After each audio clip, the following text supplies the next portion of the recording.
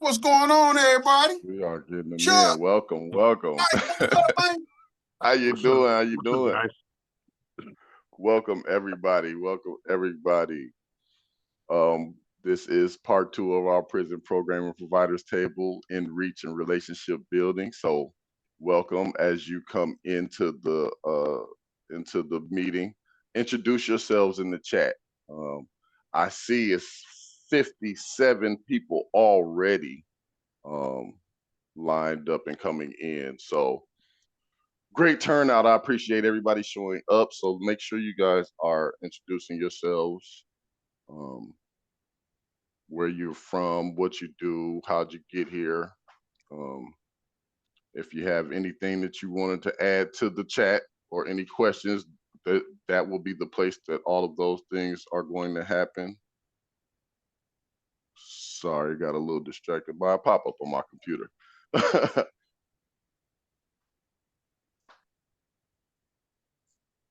And 12:05.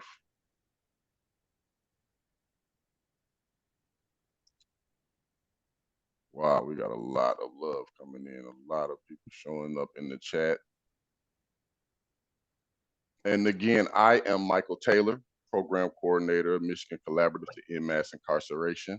Welcome to the Prison Programming Providers Table. Today's focus is in reach and relationship building. This will be part 2 of this conversation. The last conversation we had on February 4th, where we discussed these topics. We had 3 program providers, 3 in-reach program providers who had long tenure in the MDOC, and they discussed their best practices, some of the things that they've discovered and challenges that they've discovered. And moving forward, we decided that this time we needed a voice from inside the MDOC to talk to us. So we have this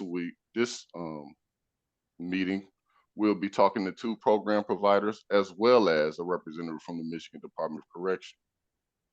Chuck, can you go to the next slide, please? So our agenda for today, of course, I will be giving you guys a brief history of MI-CEMI, what we do, how we work, about the program providers table. Those of you who have been here, you know, so those of you who haven't, we'll discuss that a little bit. A panel discussion, it'll be more inviting for everyone to discuss and talk. So as we move forward into that, make sure you're adding your questions and your comments into the chat, because we will be monitoring the chat, and there will be a time where you guys will be involved in this conversation. And then, of course, the next steps, what's going on next and where to be next. Next slide, please, Chuck.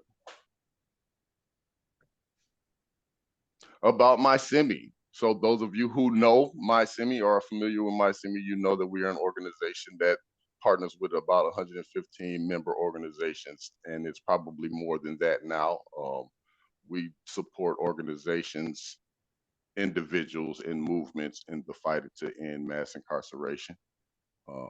Next slide, Chuck. And we work in essentially 6 places. We have 4 main pillars. They are prevention, improving public safety through the prevention of incarceration. Next is sentencing, of course, the reduction of long, lengthy prison sentences. And then programming, which what brought us here today, not just providing programming, but then expanding the quality of the programming and access, and then reentry. Of course, those barriers to those individuals returning to the community. And then some of our sub pillars are narrative change, and then the reinvestment into the community. After we know that a lot of times laws and statutes and policies are changed based on the way people understand right from wrong, or the way things appear at a time. So narrative change is important. And then, of course, reinvesting those resources that we save based on changing some of these policies back into the communities for prevention purposes. Next slide. Thank you, Chuck. The goals for this meeting today. So today, of course, we're here to connect. It's also about peer support. We want to build us a network that we will be able to have some level of collective action, and then broader advocacy. Usually inside of this room, actually, I'm not sure if this is the correct slide. There we go. There we go. Usually inside of this room, it's about confidentiality, right? The stories and lessons that you get here stay. The lessons leave, but the stories stay. Because we've opened this door, it's not necessarily a closed meeting, right? We're here with the unified goal of ending mass incarceration through building safer communities. You know, the MDOC being in the room usually is a frightening thing, right, for people because they feel like they're not able to be completely honest about their challenges or what make the issues that may be coming up. This table today, we have the specific objective of breaking some of those barriers between those of us who are looking to provide programming and the MDOC. And ultimately, again, the goal is safer communities. Next slide. And that being said, we're going to be highlighting some strategies programming providers use for in-reach and relationship building, also identifying a few barriers to programming and that getting some lived experience perspectives of those challenges. And then we're going to explore some different experiences and potentially come up with a few solutions or ways to fill those gaps. Today's speakers are Paul Draus of the University of Michigan, Detroit Center Inside Out program, of which I have been a part of personally. We also have Mark Hartman to help us get an understanding of humanity for prisoners and the experience with the work that he's been doing and the expansion that he's been working on. They've been working on over there. And then we have special guest Jessica Koenig, MDOC In-Reach Program Manager over at Saginaw Correctional Facility. So welcome our panelists for today. Chuck, can you give us the next slide? And before I even go into these upcoming events, usually we have a slide that breaks down kind of the rules of engagement for these type of meetings where we, you know, let it be known that this is a respectful room and that those of you who have a stronger voice may need to step back. Those who have a lighter voice may need to step up. So although I did not bring that slide into this, I want to just kind of have that community standard floating above us to just understand that this is a respectful table. We're here to learn from each other. We're here to grow. We're here to connect. We're here to come up with solutions. This is not a debate table or a fighting ring. So keep that in mind as we move forward. And before we get all the way into the discussion, I wanted to draw you guys' attention to some of the upcoming events. At the top is a link to the MI-CEMI page where you can get the current events always. It is consistently updated. But I just wanted to draw you guys' attention because May 15th, Thursday, we have a communications roundtable on spokesperson training in partnership with Progress Michigan. Also, there's an AFSC communication workshop from 6:30 to 8 p.m. Then I believe that's Friday, A Brighter Way's third annual community barbecue. That's happening in Ypsilanti. I definitely am trying to get out there. Then there's that Saturday. I have to be at home because it's 517 day here in Lansing. But it is Vision Board and Celebration event with in partnership with the women inside the Huron Valley Prison. So that's from 12 to 3 o'clock. Where at Ypsilanti is where you asking for the Brighter Way. It is at Riverside Park in Ypsilanti. Yeah. Thank you, sir. Downtown Ypsi. Downtown Ypsi. It's going down. Who is that? Q? I couldn't see you, but I know. Okay then. Okay then. Oh, and then lastly, there is a link at the bottom for you to share your feedback on this after we're done. So make sure you guys tap that link and share your feedback. And now we can kind of move forward into our conversation. You guys ready to dig into this? So to immediately get started, and I know Paul has to leave a little early, so I guess I'm gonna direct my first question still to Mark, because I think it just makes sense. But before we even get into questions, I'm gonna allow um, Mark to first introduce yourself to us, tell us a little bit about your program, and we'll go in from there. Okay. Thank you, Michael. Can everyone hear me okay? Yes. All right, great. My name is Mark Hartman. I'm the Executive Director at Humanity for Prisoners. Let me start by saying I am not simply the director at HFP, but I'm a former client of Humanity for Prisoners. So I have the personal experience of having lived as a formerly incarcerated individual in prison.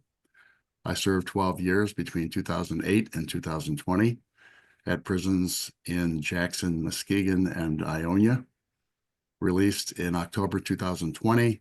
So that's the perspective I bring to my job at Humanity for Prisoners. Humanity for Prisoners was founded in 2001 by Doug Japkus and was inspired by his interactions with Maurice Carter, a man wrongfully incarcerated, wrongfully convicted for 29 years, released in 2004. HFP, I'll just refer to us by our acronym. Yeah. For brevity, we work with people in Michigan prisons who really don't know where to turn. Like once upon a time, I didn't know where to turn.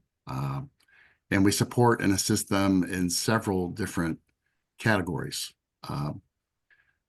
Broadly, we help people with reconnection with lost or estranged loved ones, community members, supporters. We help them navigate the prison system. We help them receive proper health care. We advocate for them. We help them with preparation for commutation applications, interactions with the parole board, including personal representation if they don't have anyone else to represent them, and with reentry preparedness and returning to society. Several of our other services include things like a pen pal program in collaboration with a local Grand Haven church, the Dolly Parton Imagination Library, providing free books to children of incarcerated parents. We have 4 full-time employees, 2 part-time employees, and about a dozen active volunteers.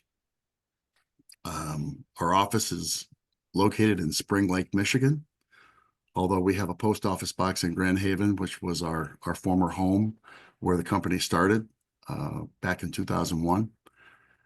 You know, 90% of Michigan's incarcerated will someday be released back into society. And we want to provide practical assistance however we can to help prepare citizens for reentry back into society. And we also want to walk alongside those who are incarcerated and at least presently live without the hope of returning to society someday, and be there for them for whatever help they need to navigate that lonely time inside a total institution where they're separated from the rest of society. You know, we always listen and we always respond to all kinds of requests because we believe that incarcerated persons and their loved ones deserve to be treated with compassion, humanity, kindness, and dignity. We've worked with about 11,000 prisoners in the state of Michigan from all 83 counties in the state of Michigan at all correctional facilities statewide. That's roughly a third of the current prison population. We receive about 1,000 requests for assistance per month, and we hear from about 80 to 100 new clients each month. Clients or their families hear about us from other clients and their families. And we receive requests by US mail, JPay email, or by phone. And the scale of our services is really immense. We've got 20 broad categories of services. So that's what we do.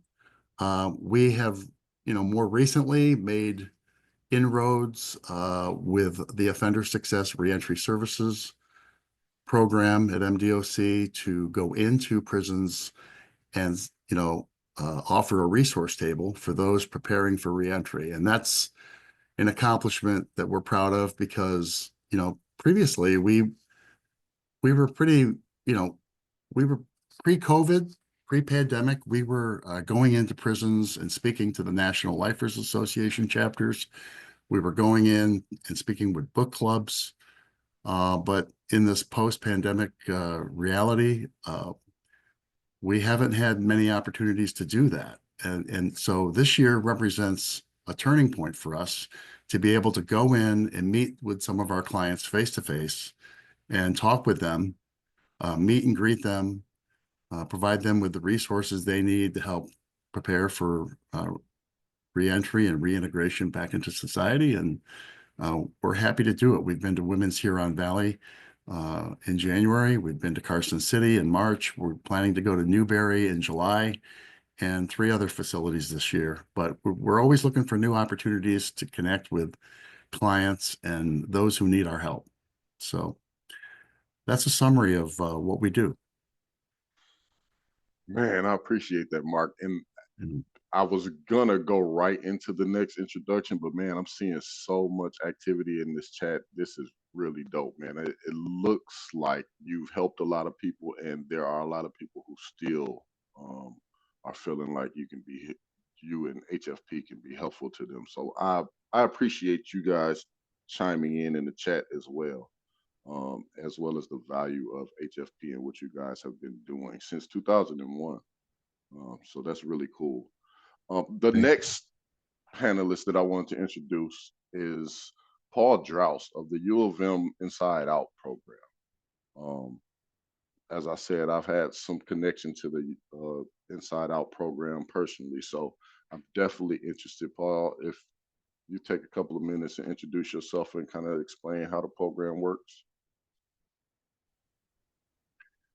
Sure. Thank you, Michael. And thanks for inviting me to speak to MI-CEMI. You guys are doing great work. I enjoyed joining these discussions when I'm able to do so. And so happy to be here today to talk about the Inside Out Prison Exchange Program.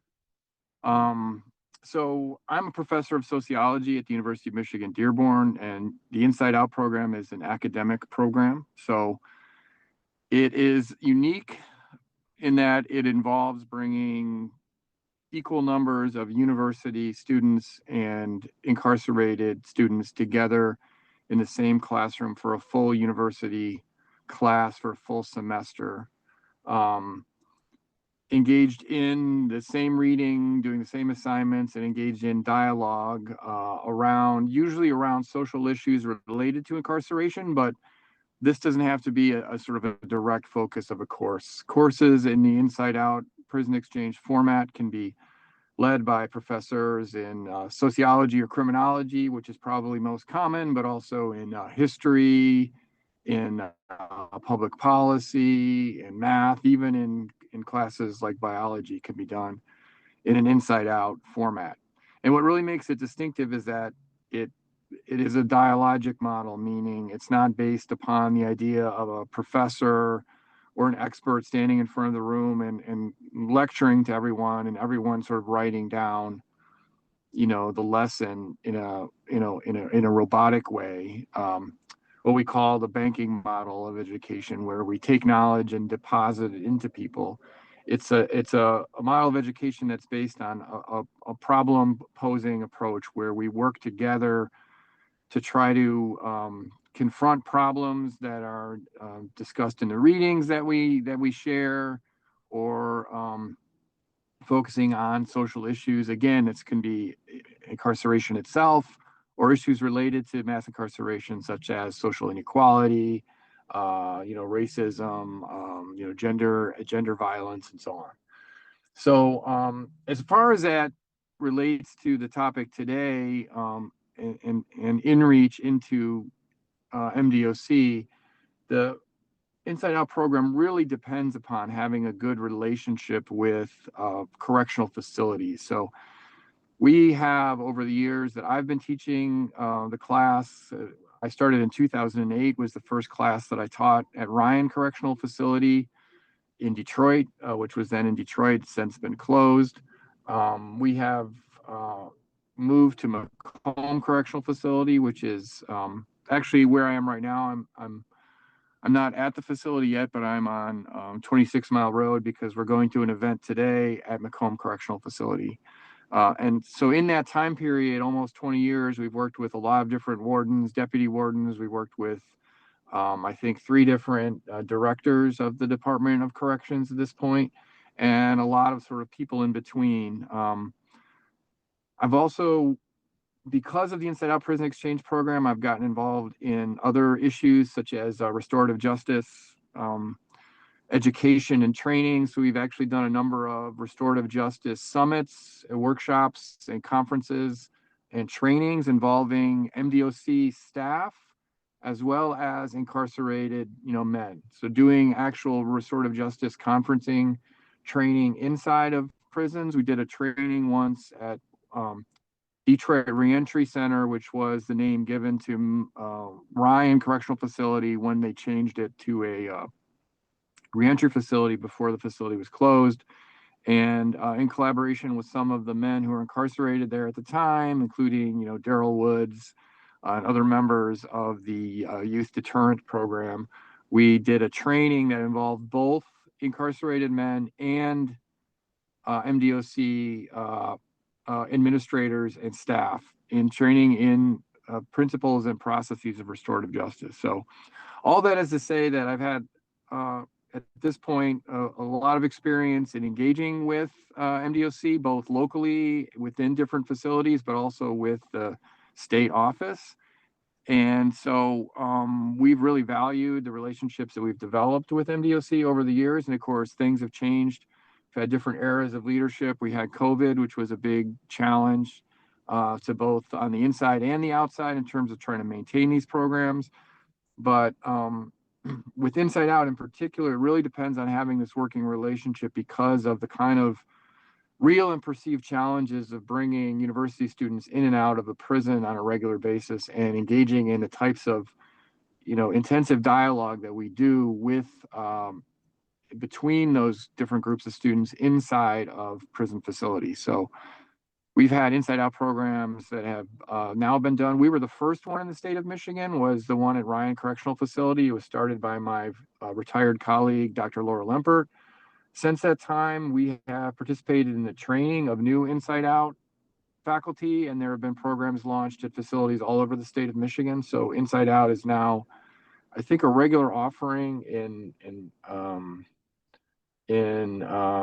probably at least half a dozen facilities in the state of Michigan. A lot of those are concentrated in the lower half of the state, but because it really depends on having a geographic and a administrative relationship between the university and the correctional facility. So we have more universities close to correctional facilities in the southern part of Michigan, but we're always looking for people that are willing to take on the challenge of building that relationship in other parts of the state. And of course, we always depend upon and the support from central administration at MDOC in understanding the kind of the benefits of the Inside Out program, both in terms of kind of academic goals, but also in terms of the types of social and emotional skills that are developed and practiced inside the Inside Out program. So I could say more about it, but I think anybody that's been through Inside Out, probably a few people on this call have, will understand that the benefits of it are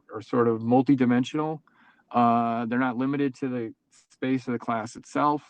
It's really become a kind of a community and a network of people that have participated in Inside Out in the years since we've been doing it. So we have now, luckily, probably, more than 10 of our former Inside theory group members the theory group is the name that we gave to the group of alumni of Inside Out, who's on the inside, who exist as a kind of a sounding board, a kind of an advisory board for the Inside Out program in each facility. A number of our theory group members are out in the community now. A lot of them are engaged in various leadership roles throughout Southeast Michigan. And so something that goes beyond the prison itself and beyond the university, and as extends into the different communities in Michigan. So I'm going to stop there. And if there's anything else that anybody wants to add or ask me, I'm happy to go into more depth and detail. Man, The I only thing appreciate I wanted to ask, sir, is what is the percentage of the success rate of the prisoners or ex-prisoners? Can you guys hear me? Yeah. Jeremy, that's a great question. Can you please put a pin in it for me, or put it in the chat so that we can bring it back up? I did put it in the chat to the discussion. Okay, perfect. Because that's a good question for the Inside Out program. I'll say personally, as a person who's experienced the Inside Out program, it definitely is multidimensional in the way that it affects a person that goes through it. The word that I wrote down was dignity. Dignity felt restored during that program, so I appreciated that, Paul. And Jessica Kunik, am I pronouncing your name correctly? Yes, Okay. you are. Thank you.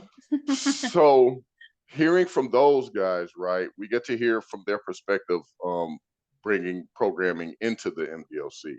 But to a large extent, the MDOC has changed in a lot of ways, right? Yes. Where reentry and programming and trying to figure out kind of how to fix some of the gaps that have existed are now being integrated into your work. So you are essentially the person who facilitates, or at least assists in facilitating this type of programming coming in. So can you kind of give us a background and an understanding of where you fit in this picture with MDOC? Absolutely. So I'm Jessica Kunik. I'm the acting inReach manager right now. So I cover our whole inReach team. I'm also the facility coordinator at Saginaw Correctional Facility. So doing a couple of different duties right now. Our inReach team has over 20 staff that includes facility coordinators and institutional parole agents. So what our job is essentially when somebody gets what's called an inReach parole, which now is about 2/3 of the types of paroles throughout the state of Michigan, whether it is male or female, they come through my team. So we start their process about 60 days prior to release, give or take, with an orientation. Do keep in mind that orientations are done a little bit different at every facility based on logistics. But we put hands on almost 2/3 of paroles throughout the state. And it starts with that orientation where we sit down with the individual and go over what their game plan is for when they get out. What are they going to need when they get out? Do you have a ride when you leave the facility? Do you need clothing? Can we get your Medicaid set up for you? Do you have, you need bus passes? Do you need a food kit? So we're looking at all these needs and talking to them about their plan. And we're also starting their placement process. So we're starting that placement with the parole release unit to send it out to a field agent to do a home visit. So we will contact the family first to see, you know, if it's an acceptable environment, if they're willing to let the incarcerated individual reside with them, and then sending it out to the field. Once that placement is approved, it comes back to my team, and then we schedule, it's called a transition team call. I like to refer to it as a support team call. Basically on that call, what we do is we get on everybody that we can for that county, which resources depend county on county based on logistics. That's going to be supportive of that person once they get out, to have not only a successful parole, but to be successful off of parole. So that call can look like their prison counselor, one of my staff, their parole agent. They will get their reporting instructions and be able to put a face to the name for the parole agent before they walk out of that facility. It'll be their Offender Success Administrative Agency Resource Navigator, who will be the one to assist with jobs, bus passes, housing if needed, things like food, hygiene, all basic needs, getting that bridge card again if the person needs help getting their bridge card. And so we've also implemented recovery coaches in some of our counties. If in-person recovery coaching is not available for somebody with a substance abuse issue, we are expanding to virtual counseling as well. And then sometimes on our calls, depending on the county, if it's available, we also have somebody with lived experience that's been formerly incarcerated and can help kind of set the anxiety aside for that person getting out. And so the point of this is to put that anxiety aside, have a clear picture of what to expect for the first 24 hours of release. And so getting things ready and getting things set aside for when that person gets out, before they get out. We want that connection to be made before hitting the door. I'm very happy to say that last year we were approved to bring on in our budget 6 new facility coordinators. So with that being said, whether it is on a virtual level or we travel there, my staff has hands-on at every single facility in the state of Michigan right now, including RGC at the Reception and Guidance Center. And so if you get an InReach Pro, we are assisting you in any way that we can with my 20-some staff. Thank you for that, Jessica. For a couple of reasons, because I wasn't sure how that InReach parole thing worked, right?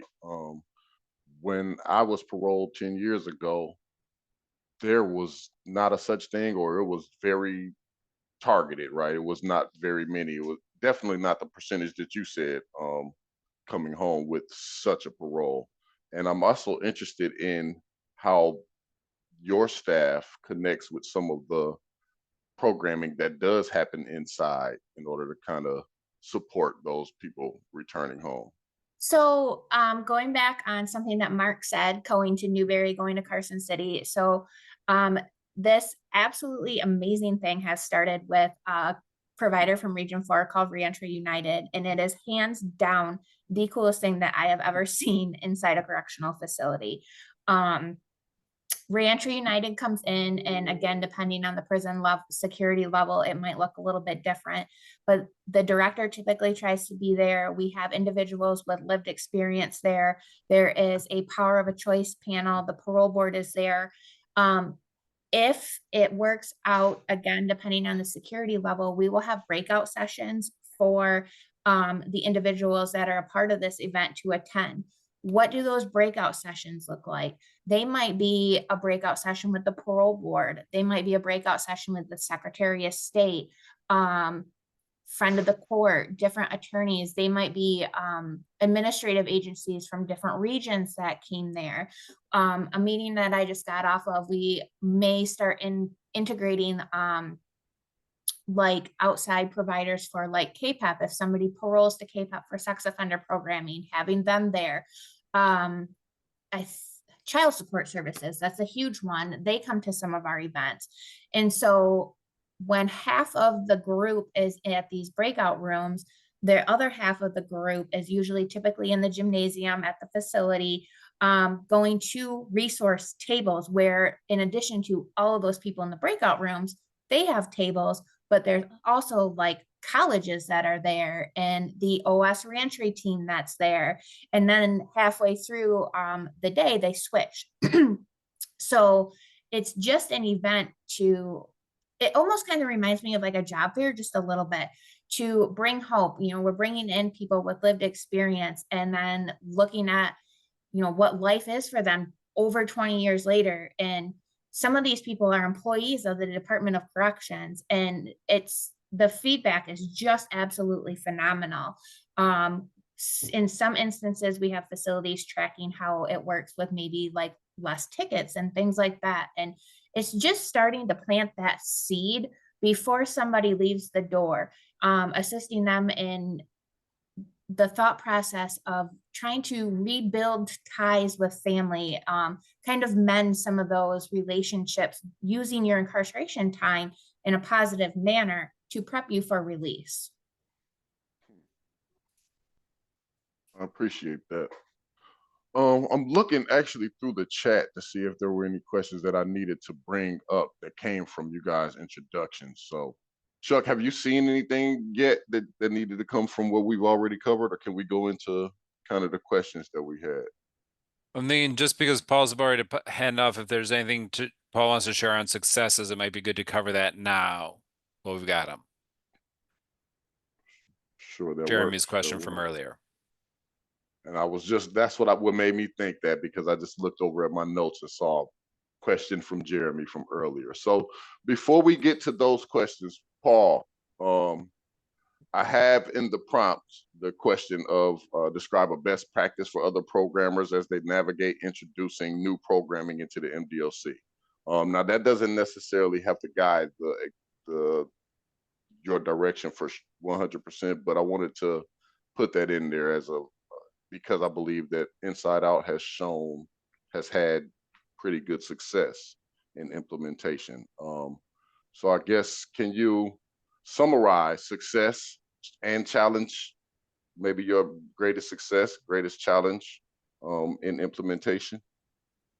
So I think I learned a lot of lessons from my colleague and predecessor, Dr. Laura Lempert, who I mentioned earlier. And Laura was very good about aggressively building relationships inside the MDOC. In terms of her personal ideology, I think she was very opposed to, a lot of aspects of the criminal justice system.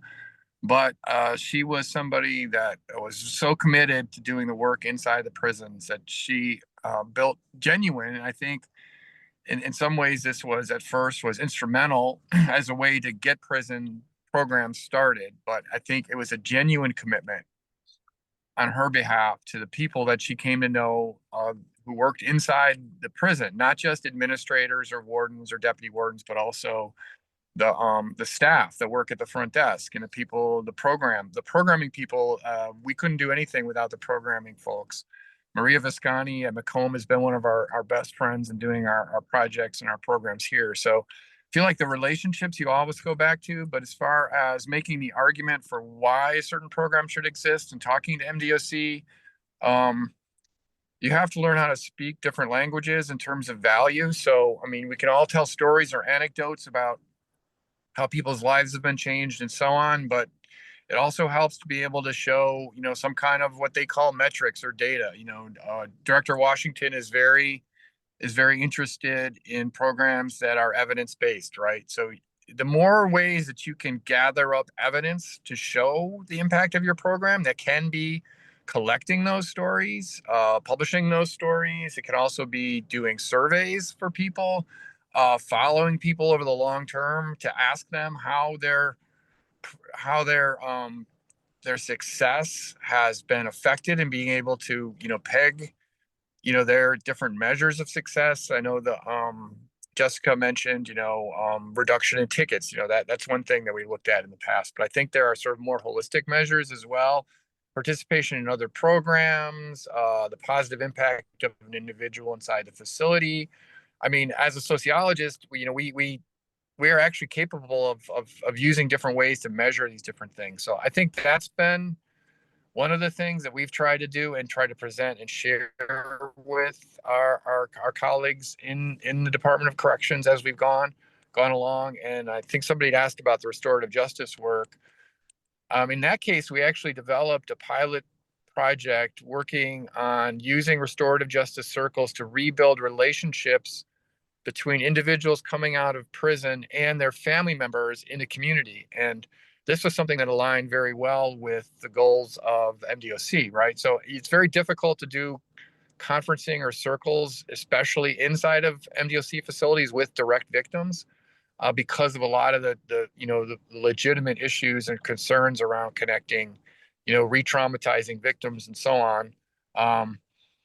But if we look at the impact of incarceration on families, we can think about how do we use restorative justice as a way to address the impact on families related to a person's past behavior and also their incarceration. So I think restorative justice is a paradigm which can be applied in a lot of different ways. So the challenge is thinking about how the goals of your program align with the stated goals of the department and what they're trying to achieve. And I think MI-CEMI is a great model of this too, and thinking about how public safety is something we can all agree on. And how are we working to address and improve public safety in the programs that we do, in the same way that MDOC believes that they're improving public safety by doing the things that they're doing. So I know those weren't necessarily specific programs, but more general principles about things that have worked for us in terms of best practices.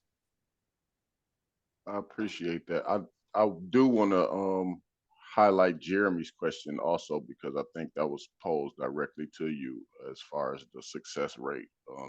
Is there a number? Is there a way of tracking that you've been able to do to determine the success of the actual program, or is that not a thing that you're doing for metrics? We have done some, and we do it for both the inside and outside students. It's, because there are so many different dimensions of what inside out can affect, it can be difficult to find like simple metrics that capture them all, aside from things like recidivism rates and so on. And I mean, I think inside out is positively associated with lower recidivism rates, but all education programs in prison are positively associated with lower recidivism rates. So that's not necessarily something distinctive to inside out. I mean, we've tried to do things around measuring people's like empathy, right? To what degree is their sense of empathy, their ability to adopt different perspectives and see the world from multiple perspectives, to understand other people's points of view, to engage in dialogue without having argument, these types of things. I think these are all sort of kind of measurable behavioral things. Because our students, we only have them for one semester and then they scatter all over, all over Michigan. If in the case of MDOC, they could end up at any facility in the state of Michigan, or they could be released. In the case of our university students, they go on in a lot of different directions once they leave us. So it is a difficult thing to track, but we have tried. And so we do have some data showing the impact of inside out on people's life trajectories in terms of not only like their success rates narrowly defined, like staying out of prison or not having violence, also in terms of the things they do with their lives, like to what extent do they become committed to social community engagement or social justice types of activities. So, I mean, we think about it very, very broadly in terms of the impacts. We have a lot of anecdotal evidence. We have some data that we've collected, but I think there's a lot more that we could try to do, and we always are trying to do, but it's difficult just because of the nature of the class and the fact that we don't have an ability to track these students necessarily after they leave the class. So it's always a challenge to try to find them to be able to ask them the questions later. Thank you. Appreciate that. One thing I caught. I gotta go, you guys. I got we gotta get inside for a program that starts at 1 o'clock. So. Yes, sir. I appreciate you all. Expertise and your knowledge, Thank you. especially your time. Thank you. One thing that Paul highlighted was for programming or potential programming providers to have your program in alignment with MDOC goals. That stuck out to me. So my question to Mark, I guess I'll give it to Mark. It's a similar question, right? I would like to know kind of your best practice, or maybe even a greatest challenge, greatest success. But I also want to kind of caveat that with how important is it to be aligned with MDOC's overall goals when it comes to the presentation of what you do, considering the potentiality of an adversarial relationship.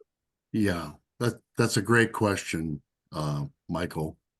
And let me respond to that by saying, by adding a little context.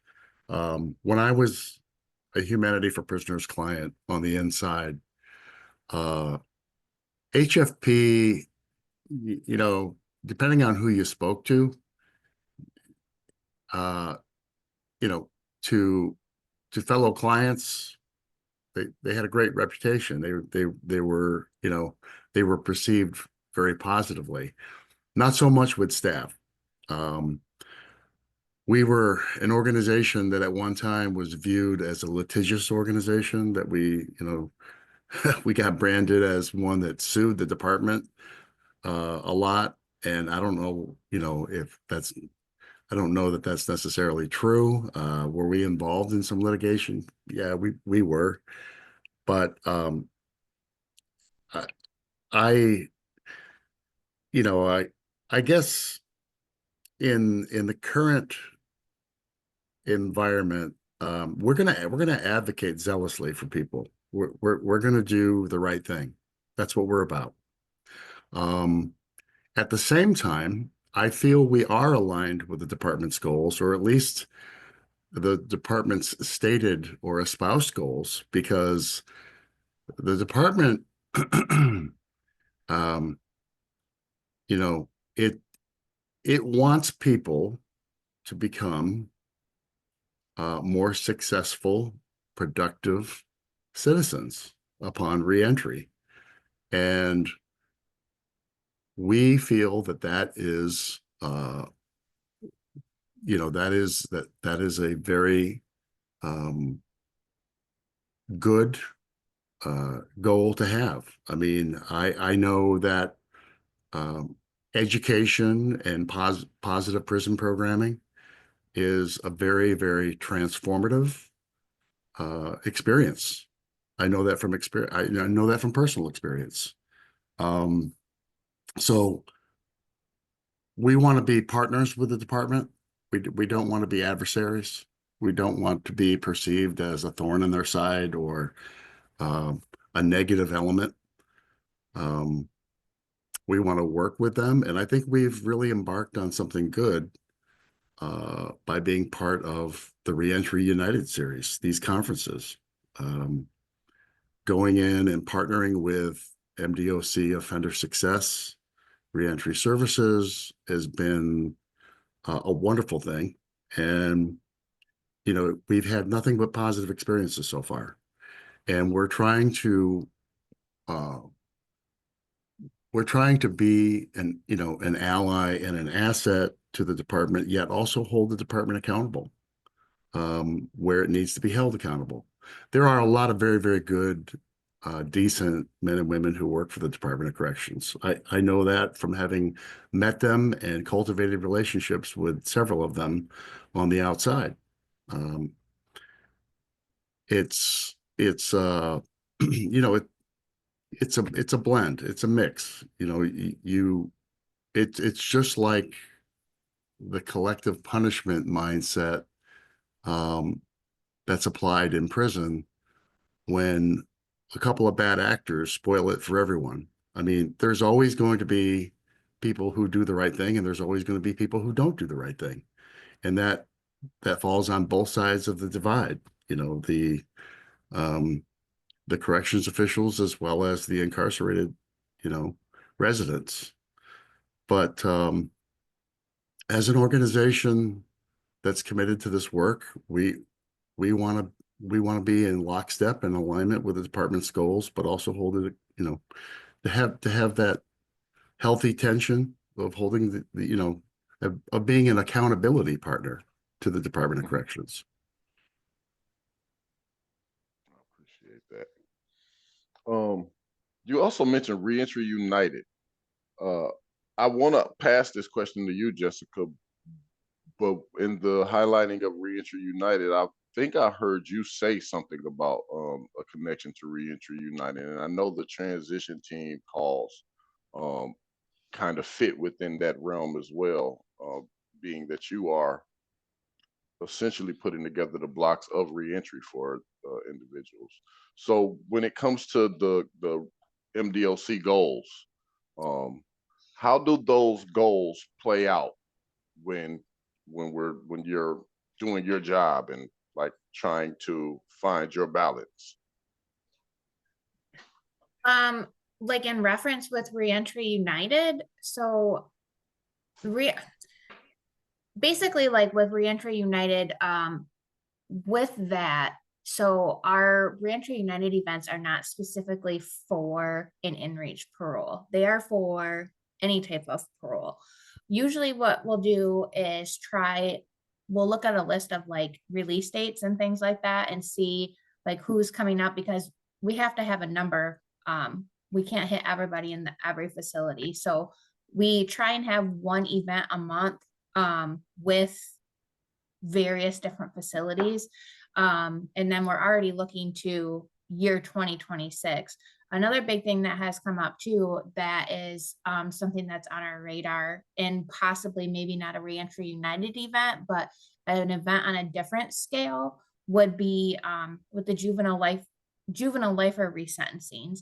So that is a very delicate caseload. And so those are individuals I feel like we need to meet with, like, but before they're even had the possibility to get resentenced, just to let them know that there are services, there are options for housing when they get out.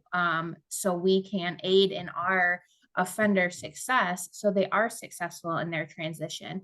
You know, unfortunately, it may be that some of these individuals don't have anywhere to live. They may have lost a lot of loved ones while they've been incarcerated. And so if we can get with them early on and just kind of put a plan together, you know, I think it goes without saying that group is going to have a lot of barriers when they get released. And so to see what we can do to aid them in their barriers when they get out, before they get out. So it's going to be a big task. We have a lot of different things planned, you know, to try and hit kind of every demographic inside the facility. Like I said, not everybody gets a in-reach parole. Our plan in the future is for our in-reach team to somehow have hands on every single person that leaves that facility. We have a great discharge specialist for those that discharge out of prison, or, you know, max out is the term you may hear too, trying to aid in transition for that, because the services are different. And so what we have talked about is a term that I learned from a group called Nation Outside, and they mentioned softening the landing. And if we can help soften the landing home in some fashion, whether it's providing somebody, you know, a list of resources that are available for their county, or, hey, I'm going here, and can you just tell me where the bus stop is from the parole office? Great. You know, just those little things, if we can have hands on everybody that's leaving in some fashion, whether it's an in-reach light and an in-reach high, I think that would aid in us reaching our goal of successful transitions back into society. I agree. And my guy Jeremy is in the chat asking some zingers. So this question has been on my mind since we started. What is the criteria for in-reach parole? How does that get decided, and like, how do we grow that? So there isn't I wouldn't say there's a huge criteria for an in-reach parole. A lot of it is just a simple conversation that somebody has with the parole board during their parole board interview. Everybody that's a vocational village graduate is going to get an in-reach parole. Everybody that actually, I can't say everybody, the majority of veterans that are paroling are going to get an in-reach parole. And we're actually starting to implement during their transition team call for a veteran, where we will have a VA liaison on that call for them to aid in this transition of services if they are eligible for services when they are released. And so in that conversation with the parole board, you know, I had a good talk with, you know, Mr. Shipman last week at Carson City, and you got to be honest. The individual has to be honest. If you need community placement, let us know. If you need services like help finding a job, or, you know, you're going to need help with housing, or you're going to need help with food. If you need things, make sure it's known during that parole board interview. If you just say, I need an in-reach parole, tell the parole board member you need an in-reach parole. That's why we're there. So I can't say that there's a cut and dry criteria for an in-reach parole. But a lot of it is based on the conversation and the needs of somebody during that interview. Of Gotcha. needed services. I'll be real, Jessica. I think you may have opened up a can of worms for another conversation. It won't be here, but it may be another conversation that needs to be had when we discuss this, because that's a lot of information that Yeah, you got to people set don't that know up. about. Set that up, bro, because I got a whole lot of questions.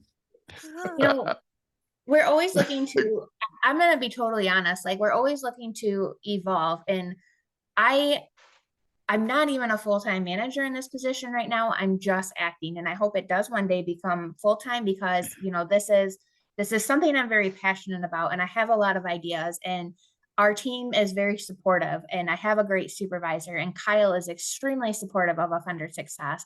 And so I hope all these ideas that we're coming with, you know, come into play, and it's not just an idea, it's an action, and it's something that we can do, because I think that, I mean, my goal is to eventually have an actual in-reach person at every single facility, not just virtual coverage. I don't know if I'll get that far one day, but it's good to dream big, right? That would make sense. Definitely. Hey, if Definitely. I could speak for a moment. My name is Actually, I'm about to open up the floor in a second, so hold that thought just a second.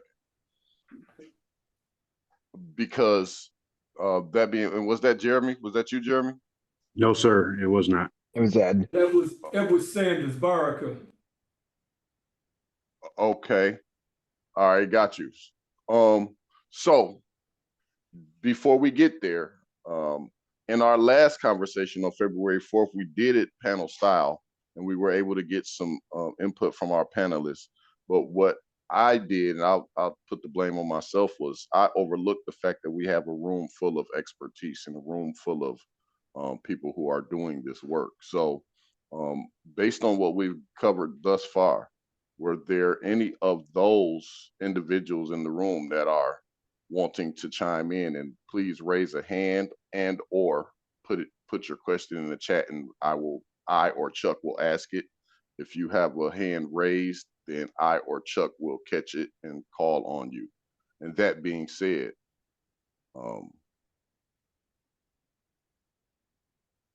the floor is open for questions. And I don't know where you at, bro, because I don't see the whole screen. It was the guy in the conference room that was speaking. Yes. Okay. Thank you. My name is Edward Sanders.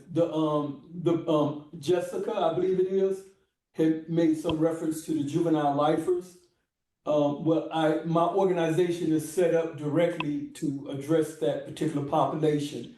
Myself, I'm a former juvenile lifer without parole. I'm also 2020 graduate from the University of Michigan School of Social Work. This is precisely why I put this organization together.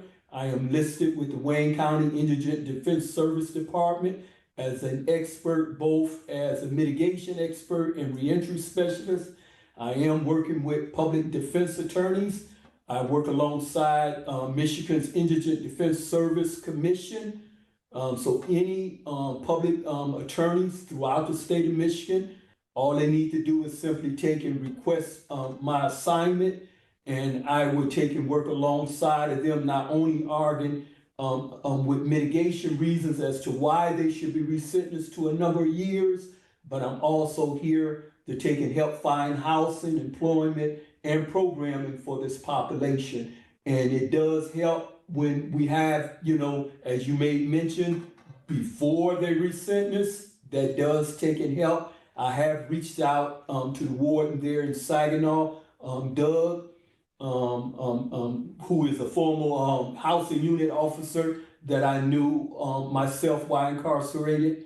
And so I am taking and trying to make, you know, come up to the prison so we can speak with the population and share some relevant and accurate information. I understand that SATO is doing those things.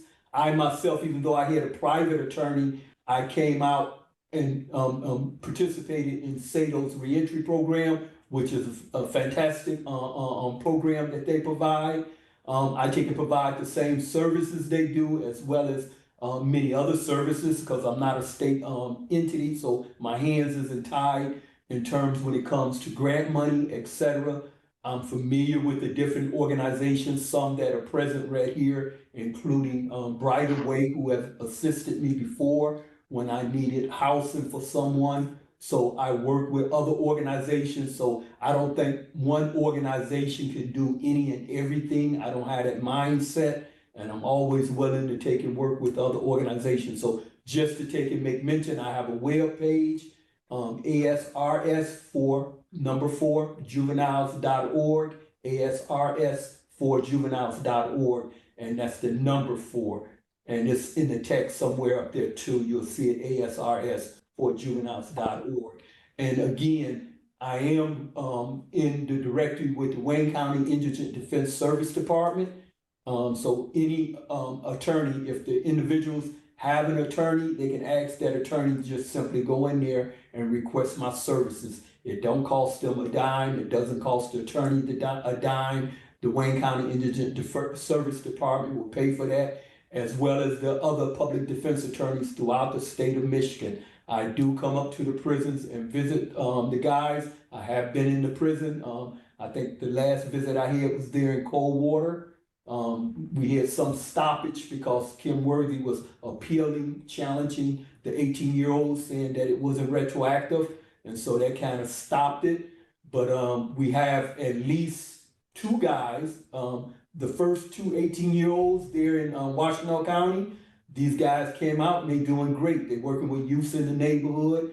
Every organization there in Washtenaw County is familiar with them, and they've been home for less than 6 months, and they're doing a fantastic job.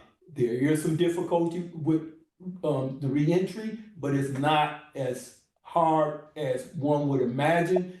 Our big ask is that the state and other peoples with biases remove those biases. Those are our biggest obstacles. Is people that feel that even after they're resentenced, they need to hold on to this population for some number of years going forward. No one needs that. The vast majority of us came home from the first group.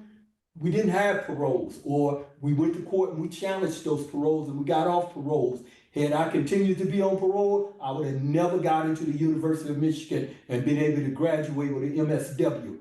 So parole doesn't fit all. We only have one kind of parole in Michigan, and that parole doesn't concern itself with whether or not you were a maximum, medium, or minimum security prison. It treats every prisoner the same. So thank you. I appreciate that opportunity. And I'm here. I kind of broke away from a meeting here at the Detroit Justice Center to sit in and listen in on you guys. But I do need to get back to that meeting, but I do appreciate being able to take and share that I'm here for the juvenile lifer population, whether they have parole or non-parole, if they were children that were sentenced to excessive sentencing, even those kids that are there at the Thumb Correctional Facility, because I understand the Department of Correction periodically file petitions to take and have them treated as adults after they catch tickets there at the facility, which is not consistent in the direction that the Supreme Court is going, or the state prosecutors and other actors. We're all taking and recognizing that that population should be treated differently, and we will hope to see less of these petitions. Thank you. I think that's a conversation for another time, but I appreciate the information, and we have it in the chat. Other comment, question, or concern? So as we move. Bill was the first one with his hand up. I saw he put it down, and then Josh is next up with his hand up. Bill here. Hey, how you doing, Bill? I'm all right. I just I was hearing people talk about the work of preparing somebody for reentry, and I was trained as a community mediator, and in Baltimore they have a service called reentry mediation, where when somebody's queued up, there may be 60 days out of leaving prison. They can have a mediator come in and maybe work with the place where they plan to stay, or with their family, or with an old beef that they had, somebody that they had they fell out with, and they do this kind of planning work that we heard our speaker talking about, where preparing yourself to have a softer landing. And they've had really amazing results where they've had these conversations. Like, you can't assume that your mother's ready to receive you into the basement bedroom when you show up, but if you talk with them, maybe there's a way that that works. So this reentry mediation service has been really successful, and they've researched it pretty heavily. So I put it in the chat a couple of times and I thought this is a good idea that works well in other places. And it sounds like it's sort of like the restorative justice circles that our speaker was talking about today. But it doesn't involve a direct victim. It's more like preparing and planning together with a mediator to help the conversation go smooth. So I just wanted to get that in there because I think it's a useful idea. Thank you. Appreciate that. Appreciate that. Josh, you were next on my list. Programming question, but also like a funding question. I'm also was a juvenile lifer. I was 18, out of Wayne County. I was one of the first to come home. I've been home now 10 months. It's not an easy process. Some people will have a lot of privilege. I had a lot of privilege and support myself, and it still wasn't easy. But I think one of the things that I noticed during my time working with Nation Outside and other organizations is we have a lot of organizations that want to navigate you to things, but we're funding them. But why are we not funding the thing? There's not enough in the Wayne County area housing.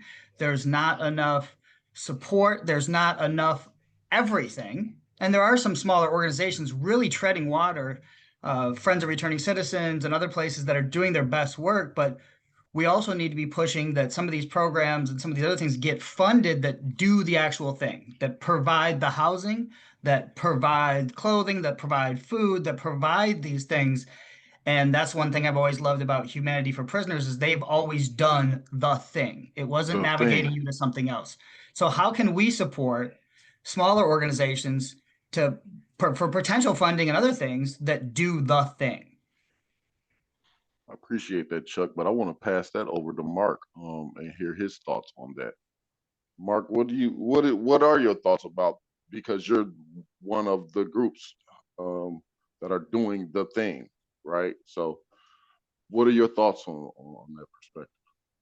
Oh, well, first of all, we do a lot of things. So I'm trying to focus in on what Josh is referring to.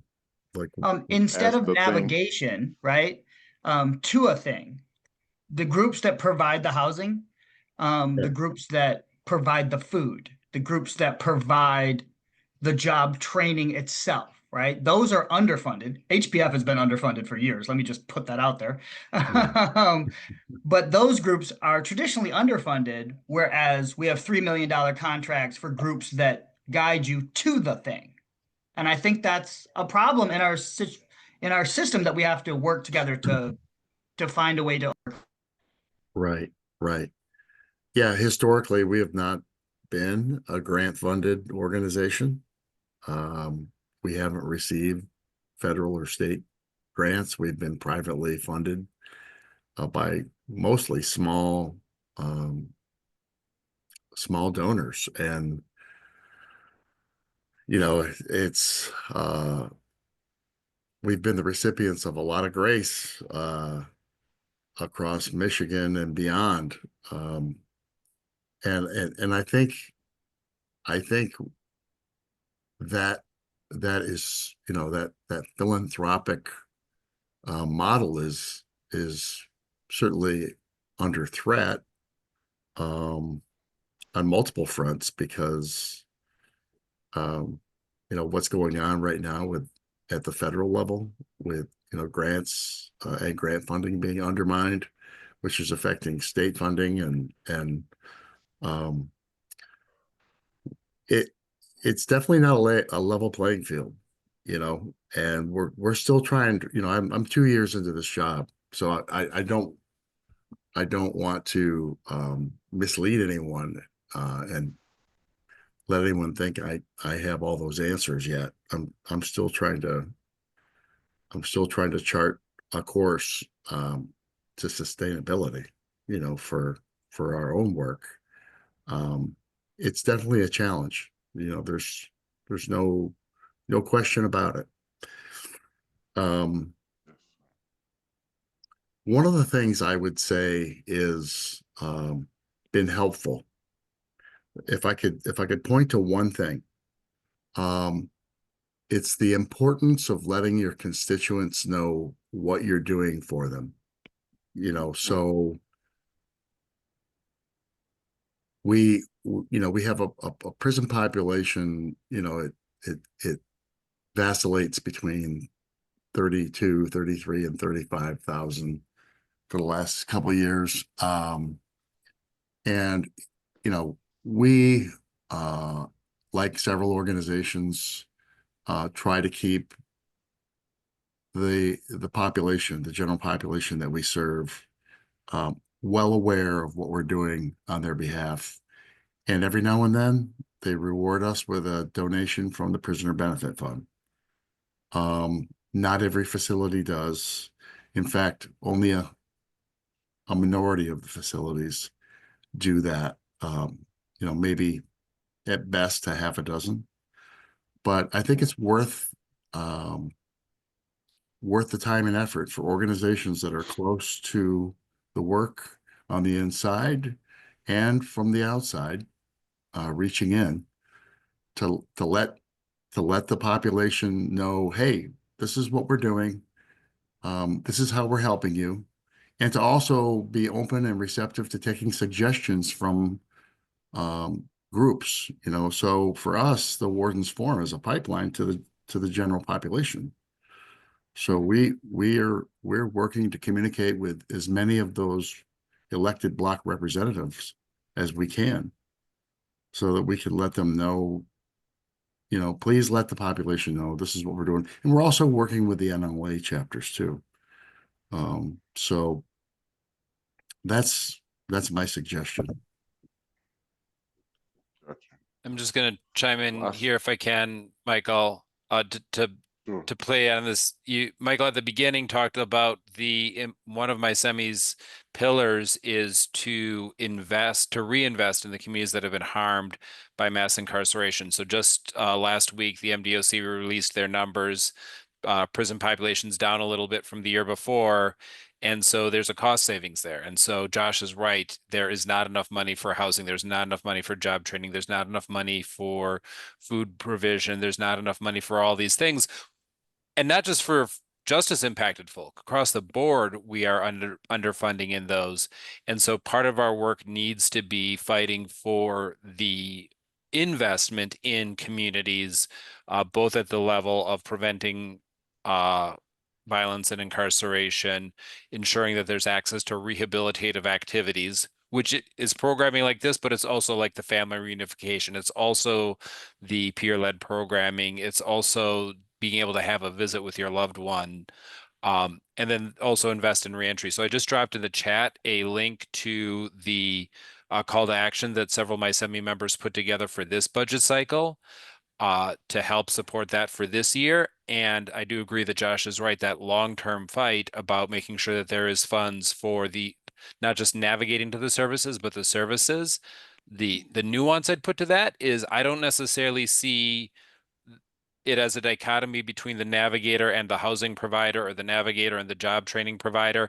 I see it as trying to pull funds from the over reliance on incarceration we have.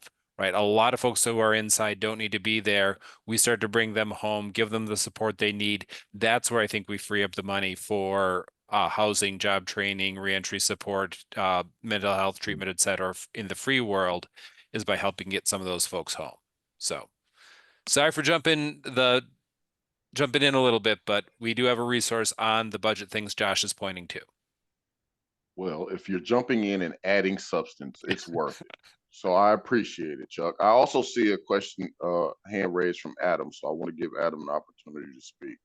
The floor is yours, sir. I would have hit your last name, but I didn't want to chop it up like that on camera, bro. So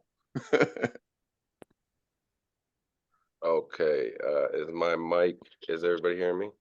Yes, sir. Yes, Okay, sir. cool. So, sorry, my camera's not working. My laptop doesn't have one, but my name is Adam Karami. I'm formerly incarcerated. I spent 19 years in prison.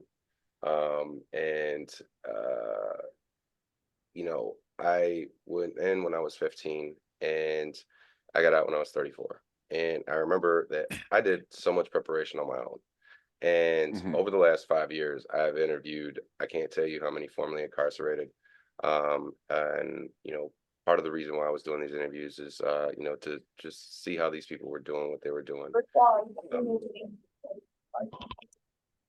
And, you know, one of the things that I've noticed is, you know, almost every single one of these individuals did preparation on their own. You know, like not just, you know, right before, but, you know, can you still hear me? Can you still hear me? Yes. Oh, Okay. okay. Yeah, we're just getting some apologies. background noise.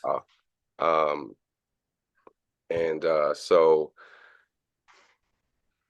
I'm sorry, I lost track of thought. I thought something was going on. Well, you were talking about how people, a lot of the success stories that you heard, yeah, one of the who things did that their own all of these, preparation. yeah, one of these things that all these people had in common was that they themselves did preparation way beforehand of getting out. And this is not, you know, with help from the department. This isn't with, you know, this isn't even has nothing to do with the parole process. This is stuff that these individuals did beforehand. I mean, I'm one of those individuals. I spent money out of my own pocket, you know, hundreds of dollars. I know that's not necessarily a lot, but when you don't get paid, you know, that is a lot of money when you spend it on JPay stamps and phone calls and letters. And then with most of that stuff, you never get a response. And so, you know, there's a lot of things that we do prior to getting out that a lot of people don't know.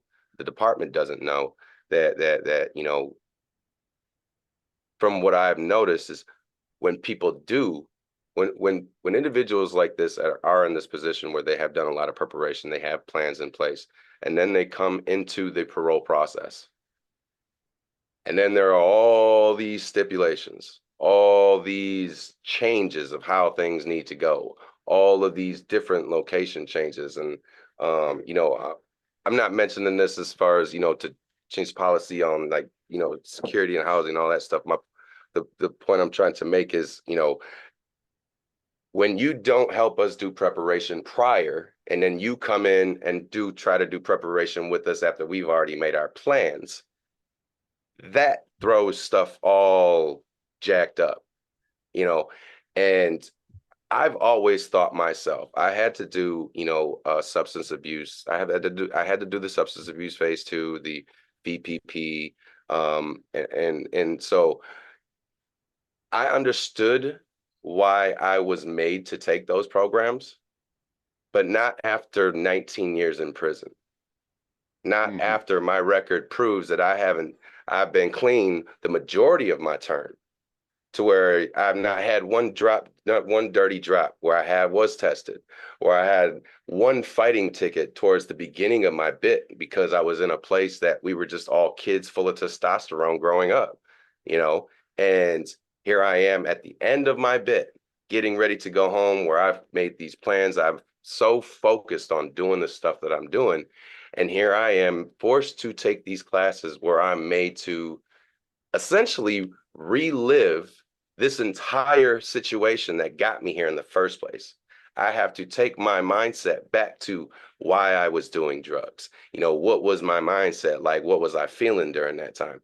And I know that, you know, in on the surface, it may not be something, but I remember, like, thinking about it now, that was the most traumatic part of my bit, was when I came up through the parole process, because I was not only forced to relive everything that I had worked years to change about myself and how I treated people, but also I was made to literally like go in and just like relive like this, forgive my language, but just the shit that I lived and grew up and had to experience that made me change. Like, I had to go in and reevaluate all these, and then I had to lie to satisfy the requirements.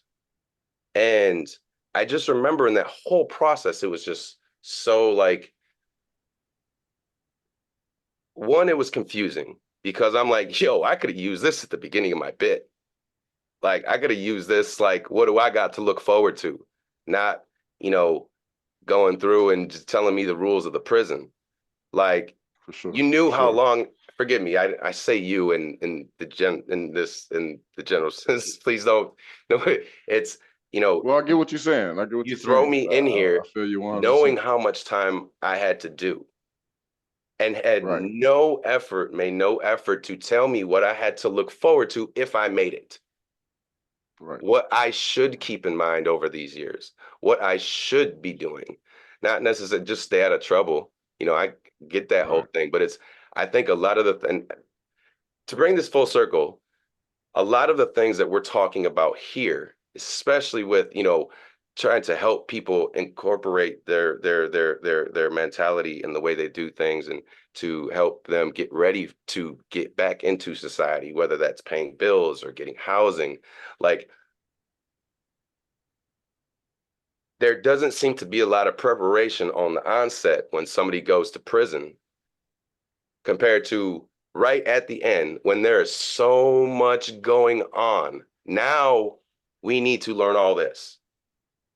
And it's not like we got a choice, really. Like, these are things we need to know. These are things we need to be thinking about. And I'm just curious, you know, we do a lot of preparation right before release. And I was curious, like, has there been discussions, or maybe even like the thought of having some sort of pregame, if you will, about, yo, this is how long you got. We don't know what technology is going to be looking like, but if you judge it after the last, 10 years, there's definitely been a whole shift in the dynamic of society because of social media. And so I got to cut you off there, Adam, because I'm going to answer your question, bro. Yeah, go ahead. You're going a little further than we need you to go, because we got your point. Jessica actually has a rebuttal to that, and then I'll sum that up, and then I'll give Q the final point before we go. I did just want to comment, part of the plan for to actually have somebody stationed at RGC. And when somebody comes in from the county and is at RGC, get with that individual and start the parole plan process and get that seed planted from day one. So with time, with staff, hopefully that will happen. But that, ironically enough, was just a discussion that we had yesterday. It needs to start sooner. It needs to start from day one. So hopefully that kind of answers that a little bit. But I did just want to chime in on that because it was super ironic to me that we were just talking about that yesterday in the meeting and it got brought up. No, go ahead. Sorry. I appreciate that, Jessica. That is actually something that we're working on here at MI-CEMI, so that is definitely appreciated for you to chime in with that. Adam, I feel you 100%, bro. I believe Hugh is going to also touch on that, but because Jessica needs to for sure get out of here by 1:30, I want to let her get her point across. As far as prepping on the way from day one all the way through prison, I agree with you 100%. I'm one of those stories similar to you, similar to Q, similar to Josh, who, like, we did the preparation ourselves, right? And I stand on the flag that we need to develop full-term programming. So that actually leads to where I was going next, and that is, what are the next steps? So first and foremost, to be able to connect with Humanity for Prisoners. Chuck, can you show that slide? Actually, that way I don't have to keep flipping my camera. There's the information on connecting with Humanity for Prisoners. There's also the Inside Out Exchange, University of Michigan Dearborn program. But to further talk about this full-term programming thing idea, and to help to shed light on what you just talked about, Adam, and the plans for developing something more like that, we have future sessions of this table coming up on August 5th. And we're planning on doing a actual in-person convening, hopefully inside of a MDOC facility in November. But also, you can help MI-CEMI map out what programming is offered at Michigan prisons. We're doing things like helping to reach out directly to facilities, referring peers that you know, and then we're passing along information.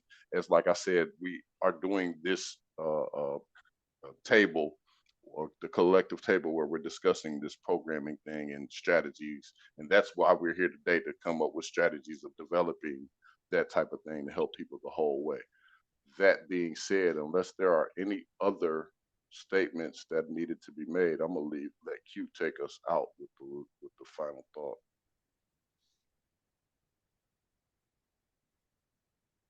Go ahead, Q. It's on you, bro.